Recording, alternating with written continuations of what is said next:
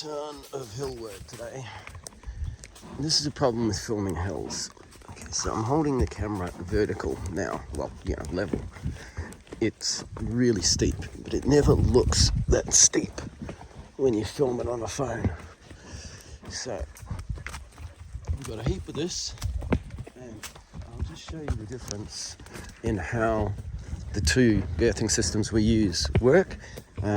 Just talk about a few of the pros and the cons and problems we've had in the past.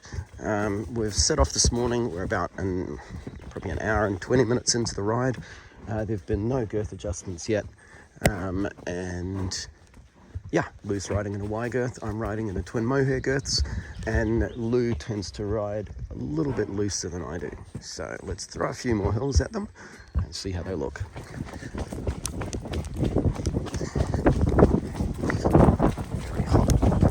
Grumpy horse, angry at a dog because he's wanting to canter and not being allowed to. But yeah, mixing up what we're doing, and we'll try and get these saddles to slip. We've just done a few really big hill sections. There's another really big hill section coming up. We'll push the boys up that and see how they go. But I really don't think there's a better way to girth horses than these mohair girths that we use. So it's downhill, so we walk for this bit. Tons of up and down on this trail. Yeah. So this is very, very steep, as you can see. It's about as steep as you'd want to ride a horse up comfortably.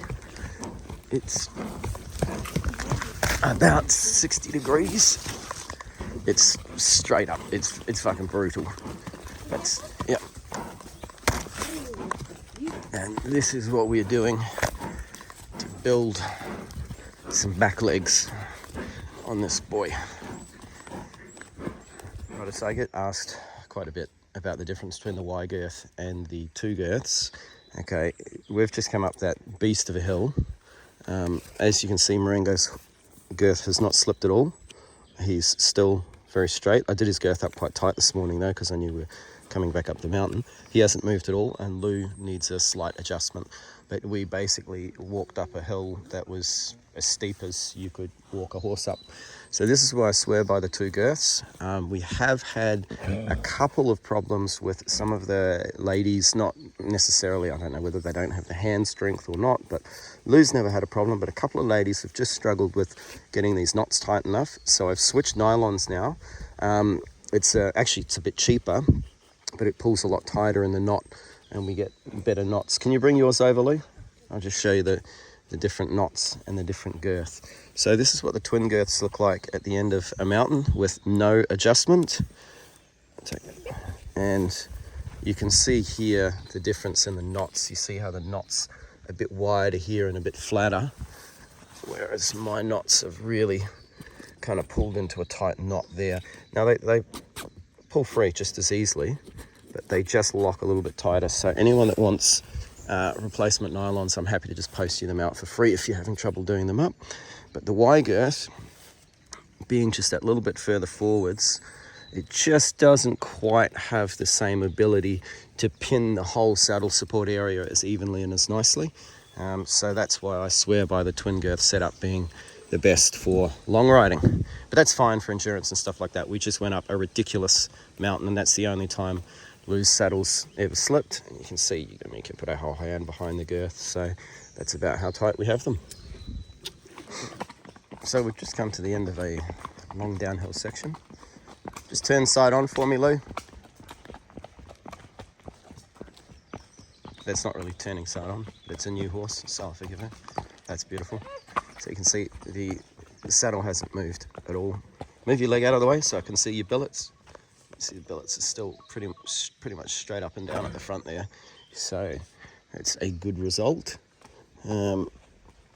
A saddle really should want to slide forward and over the horse's head and off past its ears, but having those two girth points, it really, especially downhill, really does pin the saddle beautifully in place.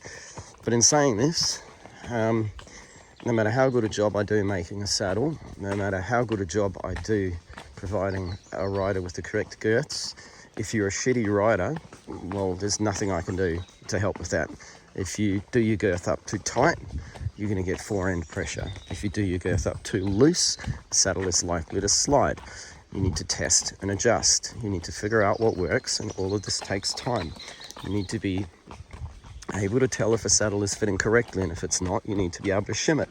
All of these things, like no matter how good a gear we supply, we can never guarantee that it's going to work, simply because of the human factor in every single aspect of applying a saddle onto a horse and putting a person on top of it. There are infinite variables, and inevitably mistakes are made. I've made about 1 billion of them, and I've still got about 1 trillion of them to make and learn from and overcome. All right, so I'll show you how hard these are to take off. That's it. Look at that screaming little thing. I need to say hello to Judy first. And that's it. Saddle's off. Nice. Good boy, Marengo.